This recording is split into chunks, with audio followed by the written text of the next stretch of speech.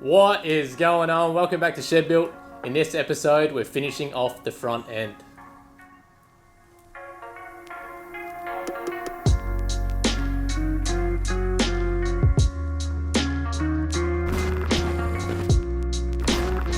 Alright, so picking back up where we left off last episode, we're working on the front end. What I've gone ahead and done this morning is just remove the front clip with the radiator, the fan shroud, so I could gain access to behind here on the chassis rail.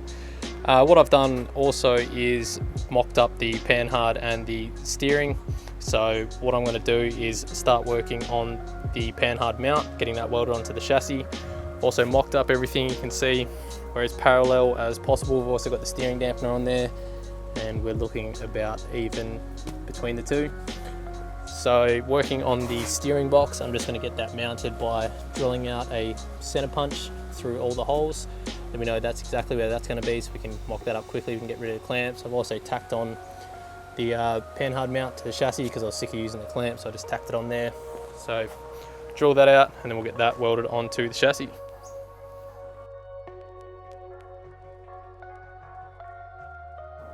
Alright, so I've now got the Panhard mount welded onto the chassis completely on both sides, and I've also drilled out those holes for the steering box that you saw me mark through earlier.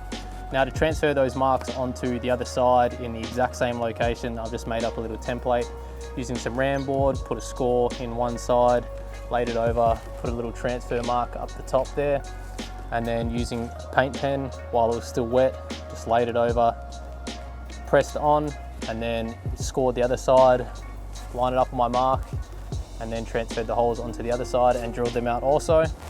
Now per WA engineering legislation, anytime that you're sinking a bolt through the chassis, you must include crush tubes that are minimum 1.6 wall thickness. So we've got our 1.6 wall there, 1.7, 1.6, minimum of 1.6, and with a 12mm inner diameter. So what I'll do is just go ahead and drill these all out to 16mm in total, because we've got 1.6 either side. So I'll drill that out to 16mm, and I'll also probably using the step bit run that out a bit further, so we have a 45-degree chamfer on the outside layer, so we can sink a nice weld all the way around and get good penetration. So we'll drill these holes out, and then we'll mount the steering box.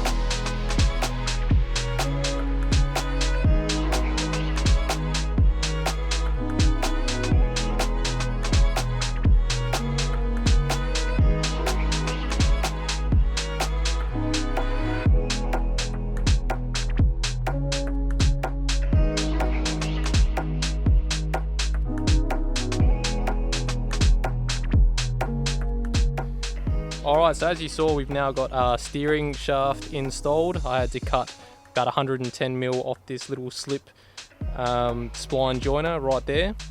And what I've been working on is now our power steering lines. So you can see this one here on the right is our low pressure line, which comes down through here and it's just loose down the back there. So what I've got is the factory Troopy low pressure line is this black one here, and you can see I'm just going to cut them off about there and then just reconnect them using this rubber line. So the low pressure line is actually pretty easy, but the high pressure line is where it gets a bit more complicated. So this is the high pressure line here on the left, and it runs down, up and under and comes out here in this little banjo fitting. So this is our factory line, which has a threaded hard line fitting, which you can see there. And what I've had to do is go buy a little banjo bolt which threads directly into the pump down there with the new copper washers. So that threads in there, then the banjo fitting will go straight through that, and then we've got our hard pressure line figured out. So I just had to buy a new fitting. So we're kind of legoing it together, it's getting there. Another cool thing is you can see down there the patrol brake line actually bolts straight into the factory fitting, which is down there, which helps out a lot, makes our life a lot easier. So they just bolted straight in and we're good to go there. So I'm going to work on getting all these lines figured out now, cut this one and then reinstall that one, and we'll see where we go from there.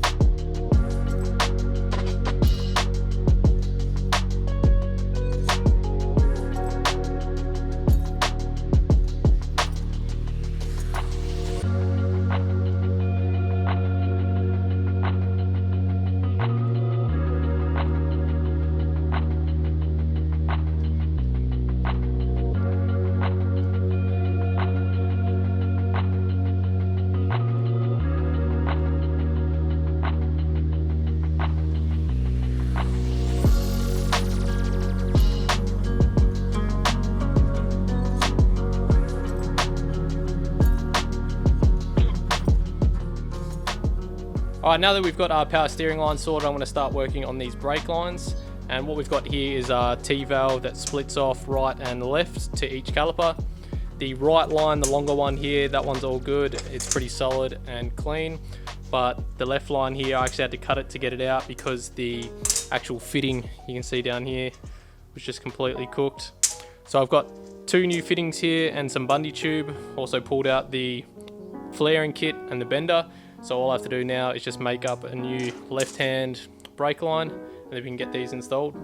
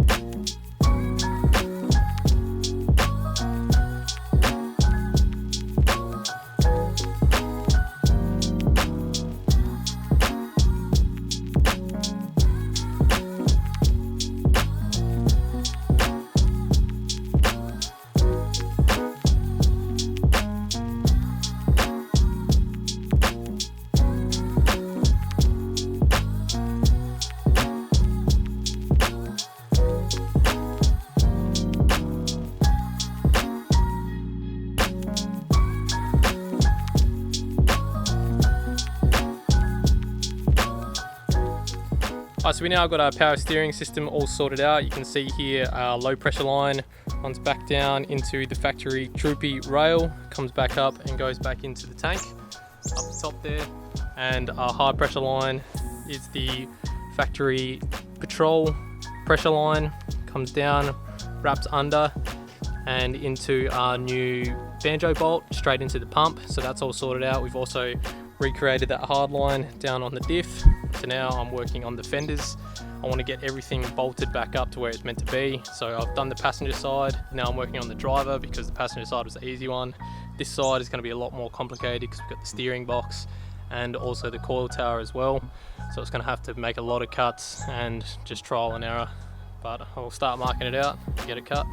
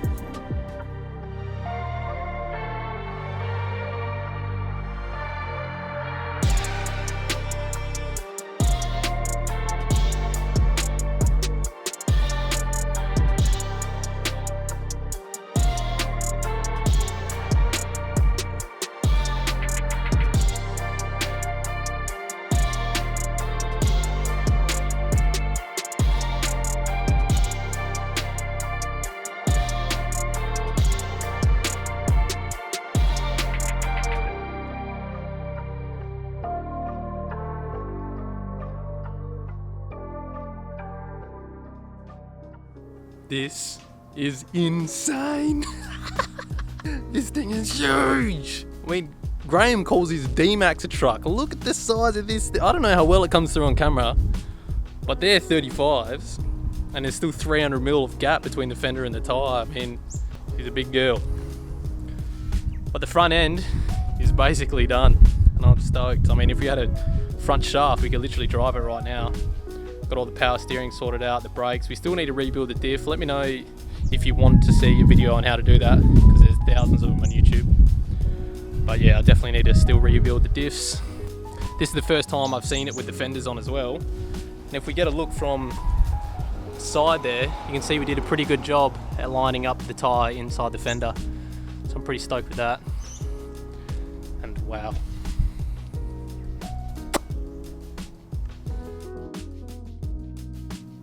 Alright, and that is it for another episode. Now, some of you guys may have noticed that there is no front sway bar, and that's because I can't fit one.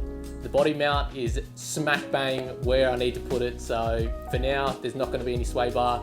If the engineer wants one and it doesn't pass the lane change test, then I will be figuring something out. But for now, I'm pretty happy with how stiff it is, and we'll see how we go when we do a test drive, see how much body roll we've got.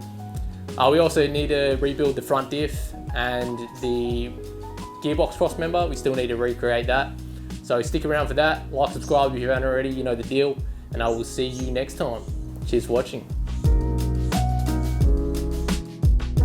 Right bang where it needs to be. Right bang.